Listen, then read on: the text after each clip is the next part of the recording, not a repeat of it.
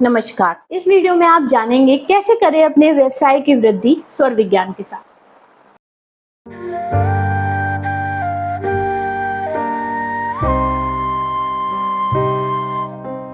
आप सबके अंदर बसते शिव को मेरा नमन। मैं प्रियंका शर्मा स्वागत करती हूं आप सबका आपके अपने चैनल में। तो अब तक हमने जाना स्वर विज्ञान में 3 नाड़ियां हैं, ईड़ा, पिंगला, सुषुम्ना।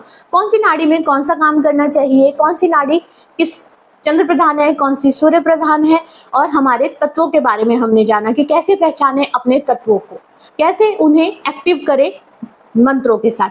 अगर आप लोगों ने अब तक मेरी ये वीडियोस नहीं देखी है तो मेरी लास्ट वीडियोस को जाकर देखिए, उसमें मैंने बताया है स्वर विज्ञान स्टार्टिंग से समझाया है क्या है स्वर विज्ञान, कैसे दिन की शुरुआत करनी चाहिए, कैसे अपने अग्नि तत्व, पृथ्वी तत्व के अलग अलग रोल्स बताए हैं और उनको कैसे एक्टिव किया जा सकता है मंत्रों के साथ, ये भी मैंने बताया है। कैसे पहचान सकते हैं आप कौन से तत्व में है, ये भी मैंने समझाया है। आज हम बात करेंगे व्यवसाय के संदर्भ में कि स्वर विज्ञान को किस तरीके से इस्तेमाल करके व्यवसाय में हम बढ़ोतरी ला सकते हैं या व्यवसाय को अच्छा बना सकते हैं। अब व्यवसाय में 2 तरीके के काम आप मान लीजिए, एक जहाँ शारीरिक ऊर्जा यूज हो रही है, एक जहाँ दिमागी ऊर्जा यूज हो रही है। शारीरिक ऊर्जा में हमें पिंगला नाड़ी में रहना है, जैसे हमें ऑफिस जाना है, ऑफिस के अंदर एंट्री करनी है, या कुछ माल बनाना है, या कुछ प्रोडक्ट्स बनाने हैं। तो जहां भी हमारी शारीरिक क्षमता यूज होती है वहां हमें पिंगला नाड़ी में रहना है। वहीं ईड़ा नाड़ी में हमें दिमागी काम करने हैं, जैसे क्लाइंट से बात करनी है, या फिर कोई नया डिसीजन लेना है, किसी से अपने दिए हुए पैसे वापस मांगने हैं। तो ये सब काम हमें ईड़ा नाड़ी के अंदर, जल और पृथ्वी तत्व के अंदर ही करने हैं। तो ये तो हो गया कि कब हमें ईड़ा में क्या काम करने हैं और पिंगला में क्या काम करने हैं।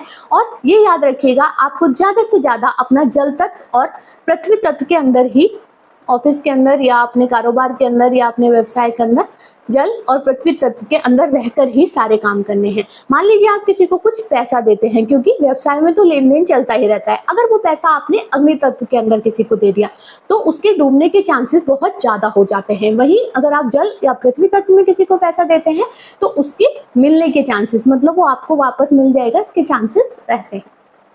तो अग्नि तत्व में कोई भी काम नहीं करना चाहिए अपने व्यापार के अंदर।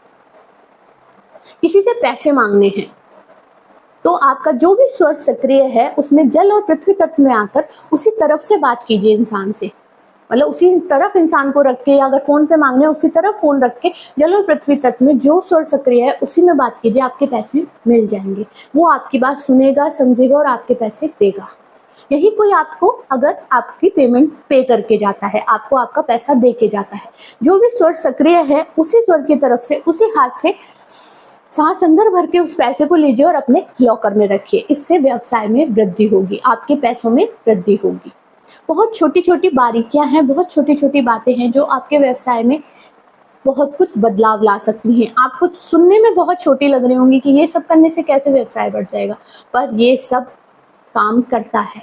ये आजमाई हुई चीजें हैं, ये आज की चीजें नहीं है, ये आजमाई हुई है। और भरोसा ना हो तो इतनी कोई बड़ी बात नहीं है, आप आजमा के देखिए और देखिए कि आपसे, आपके व्यवसाय में या आपकी जिंदगी में कोई बदलाव आ रहा है या नहीं आ रहा है। तो लास्ट में मैं बस इतना ही कहना चाहूंगी, अपने व्यवसाय के लिए आप जल और पृथ्वी तत्व का इस्तेमाल कीजिए। जब भी कोई बड़ा डिसीजन ले रहे हैं तो अपने जल और पृथ्वी तत्व को सक्रिय करके ही उस काम को करिए।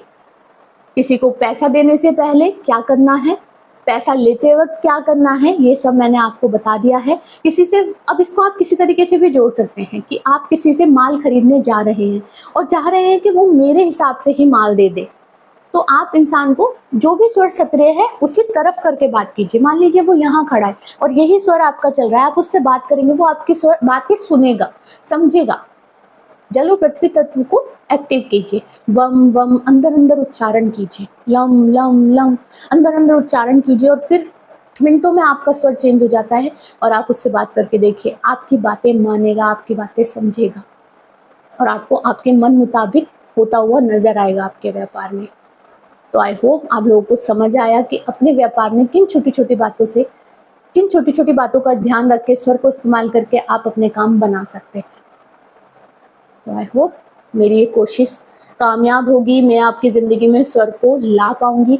जिन लोगों, आप भी इस्तेमाल कीजिए, अपने परिवार में भी बताइए, अपने फ्रेंड सर्कल्स में भी बताइए कि स्वर विज्ञान बहुत खूबसूरत साइंस है, खूब बहुत अच्छी विद्या है जिसे लाके हम जिंदगी में बहुत कुछ कर सकते हैं।